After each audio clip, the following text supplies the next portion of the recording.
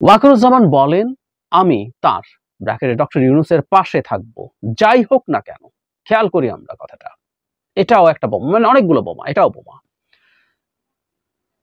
আমি আবারও পড়ছি, আমি তার পাশে থাকবো যাই হোক না কেন, নো ম্যাটার হোয়াট, এরকম লেখা আছে ইংরেজিতে, যাতে তিনি তার মিশন সম্পন্ন করতে পারেন।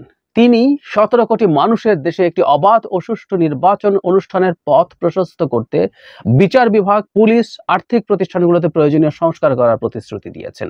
তিনি বলেন, সংস্কার করার পর গণতন্ত্রের উত্তরণ 1 বছর থেকে।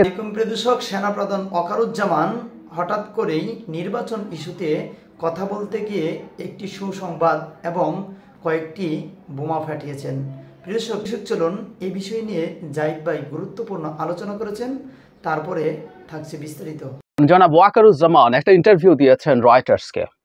এর মধ্যে আমাদের দেশের অনলাইন নিউজ পেপার এবং পোর্টালগুলোতে এটা চলে এসছে। এই সাক্ষাৎকারটাকে সাক্ষাৎকার না বলে আমরা মনে হয় বোমা ফাটানোই বলতে পারি, এবং আমরা খুবই কৌতূহলোদ্দীপক ভাবে এটা পড়েছি, পড়বো, এবং এটার অনেক রকম ডাইমেনশন আছে, যা যা টেক্সটে আছে, টেক্সটের বাইরেও কথা আছে বলে আমি মনে করি, সেগুলো নিয়ে কথা বলতে চাই। বিশেষ করে যে সময়ে তার এই ইন্টারভিউটা পাবলিশড হয়েছে, কন্টেন্ট তো আছেই, সময়টাও ম্যাটার করে। আমরা মনে রাখবো এই সময়টা হচ্ছে ডক্টর ইউনূস দেশে নেই, তিনি জাতিসংঘের সাধারণ পরিষদের অধিবেশনে যোগ দেওয়ার জন্য দেশের বাইরে আছেন। এইরকম একটা প্রেক্ষাপটে নানান রকম গুজব ছিল তার যাওয়ার আগে, সবকিছুর প্রেক্ষাপটে তার এই সাক্ষাৎকারটাকে দেখতে হবে। প্রধান বোমা যেটা নির্বাচনের সময়সীমা, সেটা নিয়ে পরে আসছি। এছাড়া তিনি অনেকগুলো কথা বলেছেন, এগুলো ইম্পর্টেন্ট, খুবই ইম্পর্টেন্ট। আমি একটু বলতে চাই যে তিনি কোনোভাবেই তিনি বলছেন সেনাবাহিনী রাজনৈতিকভাবে কোনো হস্তক্ষেপ করবে না, উল্লেখ করে বলেন করবে না যাতে আমার সংস্থার কোনো ক্ষতি হয়। আমি একজন পেশাদার সৈনিক, আমি আমার সেনাবাহিনীকে পেশাদার দেখতে চাই। উনি বলছেন, যদি সেনাবাহিনীর কোনো কর্মরত সদস্য দোষী সাব্যস্ত হয় তাহলে আমি অবশ্যই ব্যবস্থা নেব। কিছু সামরিক কর্মকর্তা সাবেক প্রধানমন্ত্রী বা স্বরাষ্ট্রমন্ত্রী সরাসরি নিয়ন্ত্রিত সংস্থাগুলোতে কাজ করার সময় অন্যায় কাজ করতে পারেন। আমরা জানি যে মিলিটারি যে সবসময় মিলিটারি চিফের কমান্ডে থাকেন তা না, অনেক সময় সেটা অন্য জায়গায় যায়। র্যাবে যখন কাজ করতে যান, বিজিবিতে যখন কাজ করতে যান সেনা কর্মকর্তারা, তখন তারা ভিন্ন কমান্ডের, এবং সেটা স্বরাষ্ট্র মন্ত্রণালয়ের অধীনে থাকেন। দীর্ঘমেয়াদে সেনাবাহিনীকে রাজনৈতিক প্রতিষ্ঠান থেকে দূরে রাখার ইচ্ছার কথাও জানান সেনাপ্রধান। তিনি বলেন, এটি কেবল তখনই ঘটতে পারে, এটা খুব গুরুত্বপূর্ণ, এটা কেবল তখনই ঘটতে পারে যখন রাষ্ট্রপতি এবং প্রধানমন্ত্রীর মধ্যে ক্ষমতার কিছুটা ভারসাম্য থাকবে। এর পরের বাক্যটা, এটাও একটা ছোটখাটো বোমা। সেক্ষেত্রে সশস্ত্র বাহিনীকে সরাসরি রাষ্ট্রপতির অধীনে রাখা যেতে পারে।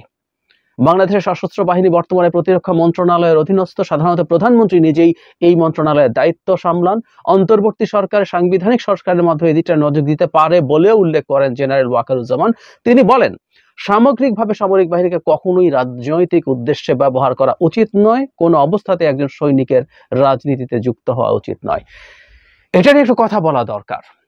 সেনা প্রধান হিসাবে তিনি দায়িত্বে থাকা অবস্থায় সেনাবাহিনী, আমাদের যে সংস্কারের কথা হচ্ছে সেনাবাহিনী, সেই সংস্কারের সময়, সংস্কারের পরে তার কমান্ড কার কাছে থাকবে, এই ধরনের একটা মতামত তিনি জানিয়েছেন, তিনি আইডেন্টিফাই করেছেন। তার এটা নিয়ে বিতর্ক হোক সমাজে, খুবই দরকার আছে। আমি তার এই বলাটাকে ওয়েলকামও জানাতে চাই। সেটা হচ্ছে যে সেনাবাহিনীর মধ্যে থেকে উনি দীর্ঘদিন এখানে কাজ করেছেন, প্রধান হয়েছেন, সো এই সমস্যার জার্নিটা তিনি দেখেছেন। বিশেষ করে গত 15 বছরে এই সেনাবাহিনীকে কিভাবে রাজনৈতিকভাবে প্রভাবিত করে ধ্বংস করে ফেলার চেষ্টা করা হয়েছে, সেটা ওনার চাইতে আর ভালো কে জানেন। এবং শেষ মুহূর্তে আমরা বহুবার বলেছি, আমরা আবারও তাকে সাধুবাদ জানাই যে তিনি শেষ পর্যন্ত জনগণের যে সংগ্রাম, জনগণের যে মতাদর্শ, তার বাইরে যাননি। সেনাবাহিনী শেখ হাসিনার হয়ে শেষ পর্যন্ত কাজ করতে নিজেদেরকে বিরত করেছিল, তাই আমাদের আরো রক্তপাত হয়নি। আমি বহুবার বলেছি, তারা শেখ হাসিনার হয়ে গুলি চালালেও আমরা জিততাম, আমরা মরতে শিখে গিয়েছিলাম তখন, কিন্তু রক্তপাত তিনি এড়াতে পেরেছেন এবং কাজটাকে সহজ করেছেন। অবশ্যই তিনি এবং বাহিনী পুরোটা আমাদেরই সন্তান, তারা সবাই আমাদেরই মানুষজন, তারা এই মাটির সন্তান।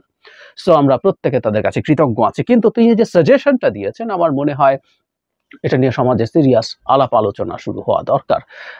এবং যেহেতু সংস্কারের কথা আমরা বলছি এবং আমরা প্রধানমন্ত্রী প্রেসিডেন্টের ক্ষমতার ভারসাম্যের কথা বলছি, সেখানে এটা আসতেই পারে। কিন্তু আমার কাছে সবচেয়ে গুরুত্বপূর্ণ যেটা মনে হয়েছে, যেটা প্রধান বোমা, এর মধ্যে দুটো কথা আছে, সেটা পড়ি, আমি ওনার বক্তব্য হুবহু পড়ি, তাহলে সবচেয়ে ভালো হবে। ওয়াকারুজ্জামান বলেন, আমি তার ব্র্যাকেটে ডক্টর ইউনূসের পাশে থাকবো যাই হোক না কেন। খেয়াল করি আমরা কথাটা, এটাও একটা বোমা, মানে অনেকগুলো বোমা, এটাও বোমা। আমি আবারও পড়ছি, আমি তার পাশে থাকবো যাই হোক না কেন, নো ম্যাটার হোয়াট, এরকম লেখা আছে ইংরেজিতে, যাতে তিনি তার মিশন সম্পন্ন করতে পারেন।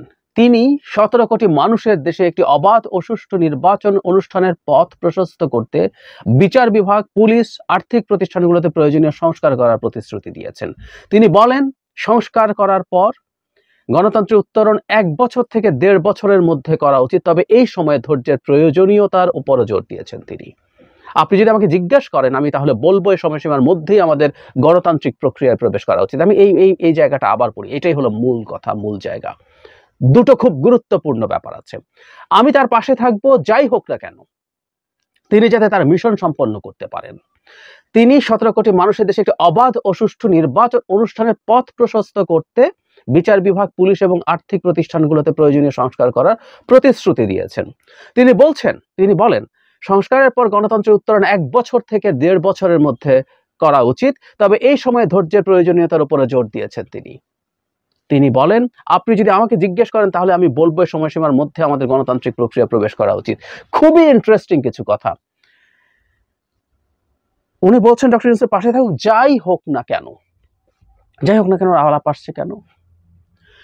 আমরা এই আলাপ অনেকের মধ্যে করতে দেখেছি। আমাকে কেউ ব্যক্তিগত পর্যায়ে জিজ্ঞেস করেছেন যে ডক্টর ইউনূস তো আমেরিকায় যাচ্ছেন, এই সময় বাংলাদেশ একটা অস্থিতিশীল পরিস্থিতি তৈরি করে সেনাবাহিনীর ক্ষমতা গ্রহণের পথ তৈরি করার চেষ্টা হবে কিনা। কেউ গোপন সূত্রে কিছু খবর ওনাকে পেয়েছেন, আমার কাছে জানতে চেয়েছিলেন। সো ডক্টর ইউনূসের পাশে উনি থাকবেন, দেশের ভেতর দেশের বাইরে থেকে যে কোনো চেষ্টা যদি হয়েও থাকে সেটা তিনি নাকচ করে দিয়েছেন, এটা খুব স্পষ্ট। তার মানে যাই হোক না কেন মানে সেনা প্রধান নিজেও কিছুটা স্বীকার করছেন কিছু হতেও পারে। ডক্টর ইউনূসের সরকারকে ডিস্টেবিলাইজ করার চেষ্টা দেশের অভ্যন্তরে এবং বাইরের সম্মিলিতভাবে আছে, এটা আমরা জানি এবং এটা এখন খুব প্রকাশিত। আমি এই কথাটা দিয়ে নিশ্চয়তা দেওয়ার জন্য জনাব ওয়াকারুজ্জামানকে আমরা নিশ্চয়ই ধন্যবাদ জানাতে পারি, এবং উনি ইঙ্গিত দিয়ে দিলেন, রিডিং বিটুইন লাইন্স হচ্ছে, সমস্যা হতে পারে কিন্তু উনি ডক্টর ইউনূসের সাথে থাকবেন। কিন্তু প্রধান বোমা যেটা, সরকারের একটা সময়সীমা তার দিক থেকে তিনি সাজেস্ট করছেন, এবং শুধু সেটা না, এই সরকারের চরিত্র সম্পর্কে উনি করছেন, আমরা খেয়াল করছি কিনা। উনি বলছেন, এই জায়গাটা পড়তে হবে, উনি বলছেন তিনি 17 কোটি মানুষের দেশে একটি অবাধ ও সুষ্ঠু নির্বাচন অনুষ্ঠানের পথ প্রশস্ত করতে বিচার বিভাগ, পুলিশ এবং আর্থিক প্রতিষ্ঠানগুলোতে প্রয়োজনীয় সংস্কার করার প্রতিশ্রুতি দিয়েছেন। তার মানে ওয়াকারুজ্জামান মনে করেন ডক্টর ইউনূসের প্রধান কাজ আসলে একটা অবাধ, সুষ্ঠু, গ্রহণযোগ্য নির্বাচন করা। সংস্কারকে যত সংস্কারই হোক না কেন, that must be focused towards the elections. Wakeruzzaman তাই বলছেন। আমরা আমাদের এই সোসাইটিতে আলোচনা এই অভ্যুত্থানের পর থেকে করছিলাম এভাবে, নির্বাচন হবে নির্বাচনের সময়, কিন্তু দেশের দীর্ঘমেয়াদী অনেক বেনিফিটের জন্য সংস্কারেরও প্রয়োজন আছে, এবং আমরা মনে করছিলাম, আমি নিজেও সেটা মনে করি, এই সরকারের সে ম্যান্ডেটও আছে, কারণ এটা গণ অভ্যুত্থানের মাধ্যমে, রক্তের ম্যান্ডেটের মাধ্যমে একটা তৈরি হওয়া সরকার, এটাও ম্যান্ডেট প্রাপ্ত। কিন্তু ওয়াকারুজ্জামান তাই বলছেন, এবং সবচেয়ে বড় বোমা, উনি একটা সময় বেঁধে দিচ্ছেন বলবো না, উনি সাজেস্ট করছেন, এটা উনি ওনার অপিনিয়ন জানাচ্ছেন। একটা জায়গায় বলছেন, আপনি যদি আমাকে জিজ্ঞেস করেন তাহলে আমি বলবো এই সময়সীমার মধ্যে আমাদের গণতান্ত্রিক প্রক্রিয়ায় প্রবেশ করা উচিত, 1 এবং 1.5 বছরের মধ্যে। তার মানে আমি যেটা বুঝি, 1 বছর পরে নির্বাচনের প্রস্তুতি শুরু করতে হবে, এবং 1.5 বছরের মধ্যে নির্বাচনী প্রক্রিয়া শেষ করে ক্ষমতা একটা ভোটে নির্বাচিত সরকার, গণতান্ত্রিক প্রক্রিয়ার সরকারের হাতে তুলে দিতে হবে। এই ধরনের একটা কথা জনাব ওয়াকারুজ্জামান বলেছেন।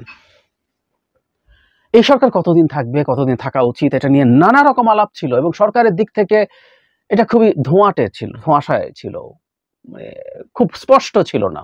নানান রকম কথা, সংস্কার করতে যতদিন লাগে, সংস্কার করা ছাড়া নির্বাচন হবে না, আওয়ামী লীগকে বিচার করা ছাড়া নির্বাচন হবে না, এরকম নানান রকম কথা। এবং আমরা মোটামুটি মানে একটা নির্বাচনের গাইডলাইন সম্ভবত পাবো ভাবছিলাম সরকারের দিক থেকে। ইনফ্যাক্ট এটা সরকারের না, এটা একজন সেনাপ্রধানেরই কথা। সরকারের দিক থেকে এটা আমরা পাবো, আমরা বলছিলাম জানুয়ারিতে গিয়ে, কারণ হলো ডিসেম্বর পর্যন্ত কমিশনগুলো তাদের সংস্কার প্রস্তাব কমপ্লিট করবে, তারপর সরকার সেটা নিয়ে বিভিন্ন stake holders including all the political parties, BNP সহ, তারা আলোচনা করে কতটুকু সংস্কার করবেন সেটা ঠিক করবেন, এবং তখনই হয়তো বোঝা যাওয়ার কথা ছিল এতটুকু সংস্কার করার জন্য কত দিন লাগবে, তারপর নির্বাচনের রোডম্যাপ আসার কথা। কিন্তু আমরা দেখছি সেটার আগেই 1.5 বছরের একটা সময় তার ইচ্ছের কথা বলছেন ওয়াকারুজ্জামান। আমরা ওয়াকারুজ্জামানকে শুধু একজন সেনাপ্রধান হিসাবে দেখলে হবে না, বর্তমান প্রেক্ষাপটে তিনি এই সরকারের পেছনে সমর্থন দানকারী। আমি কোনোভাবেই, মানে অনেকে পোট্রে করার চেষ্টা করেছিলেন এটা কু হয়েছে এবং এটা সামরিক শাসন আছে, এটা একেবারেই বাজে কথা।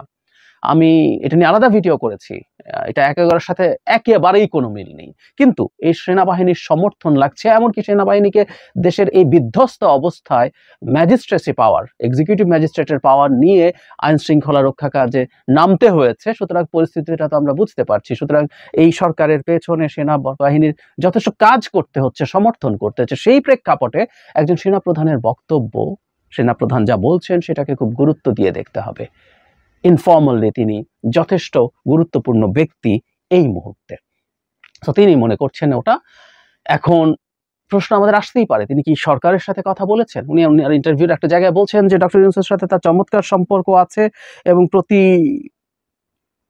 সপ্তাহে তিনি ডক্টর ইউনূসের সাথে বসেন, কথাবার্তা হয়। ইভেন আমরা দেখেছি ডক্টর ইউনূস আমেরিকা যাওয়ার আগেও জনাব ওয়াকারুজ্জামান তার সাথে আলোচনা করেছেন, বসতে হবে, কারণ মিলিটারি এখন শুধুমাত্র যুদ্ধ প্রস্তুতিতে নেই, সে দেশের প্রশাসন এবং দেশের আইন শৃঙ্খলা, প্রশাসন নয়, আইন শৃঙ্খলা রক্ষার কাজে তিনি ব্যস্ত আছেন। তো সুতরাং ডক্টর ইউনূসের সাথে দেখা করে তার এন্ডোর্সমেন্ট নিয়ে উনি এই কথা বলেছেন কিনা এই প্রশ্ন আমাদের কারো মাথায় আসতে পারে, নাকি তার এন্ডোর্সমেন্ট ছাড়া নিজে থেকেই তার অপিনিয়ন জানিয়েছেন। এটা একটা খুব গুরুত্বপূর্ণ প্রশ্নের জায়গা। আমরা সময়ের সাথে সাথে হয়তো সেটা জানতে পারবো। এবং এই মুহূর্তে এই যে সময় তিনি বললেন, আমি মনে করি এই সময়টা নিয়ে আমাদের সমাজেও আসলে এখন আলাপ আলোচনা শুরু হওয়া দরকার। আমরা আসলে কতটা মনে করি সময়টা কি এটা ঠিক আছে, নাকি আরো বেশি, নাকি আরো কম, এই আলাপ আলোচনাটা দরকার আছে। খুবই গুরুত্বপূর্ণ একটা ইন্টারভিউ এবং একটা বোমা, সত্যিকার অর্থে আক্ষরিক অর্থে একটা বোমা ফাটিয়েছেন সেনাপ্রধান।